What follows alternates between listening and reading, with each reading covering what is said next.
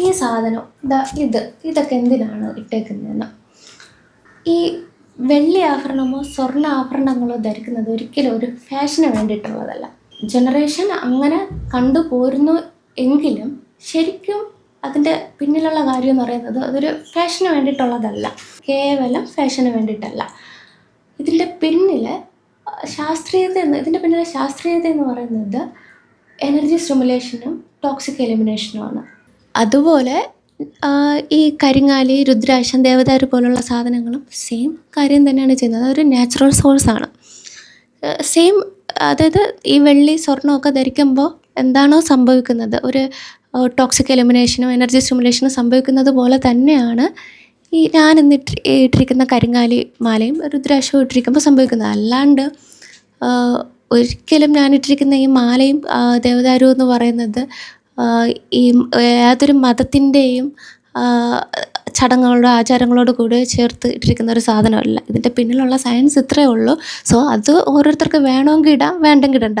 So ഞാനിത് ഇട്ടതിൻ്റെ main reason ഇത് നല്ല മണമാണ് ദേവദാരുവിന്.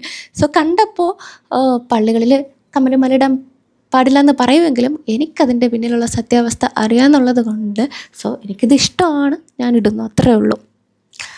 പിന്നെ ഈ പറഞ്ഞതുപോലെ ഇത് ഏതൊരു മതത്തിൻ്റെയും ചടങ്ങുകളിലൂടെ ചെയ്ത് ഇട്ട സാധനമല്ല, ഒറിജിനൽ കരിങ്ങാലി മരത്തിൽ നിന്ന് എടുത്ത സാധനമാണ്. അപ്പോൾ എന്താണ് ഇതിൻ്റെ സയൻസ്, എന്താണ് ഇതിൻ്റെ ഒരു കാര്യം, ഇതിൻ്റെ പിന്നിലുള്ള ആധികാരികത അറിയാമെന്നുള്ളത് കൊണ്ട് മാത്രം ഞാനത് ഇട്ടിരിക്കുന്നതേ ഉള്ളൂ. ഇനിയിപ്പോൾ ചിലപ്പോൾ ക്രിസ്തീയ ബന്ധക്കോസ്തിലുള്ളവരിത് കേട്ടിട്ട് വരും, ഇതിനെക്കുറിച്ചൊക്കെ പറയാം. അപ്പോൾ അതിന് സെപ്പറേറ്റ് ഒരു മറുപടി കൊടുക്കണ്ടല്ലോ എന്ന് പറഞ്ഞിട്ടാണ് ഞാൻ ഇത്രയും പറയുന്നത്.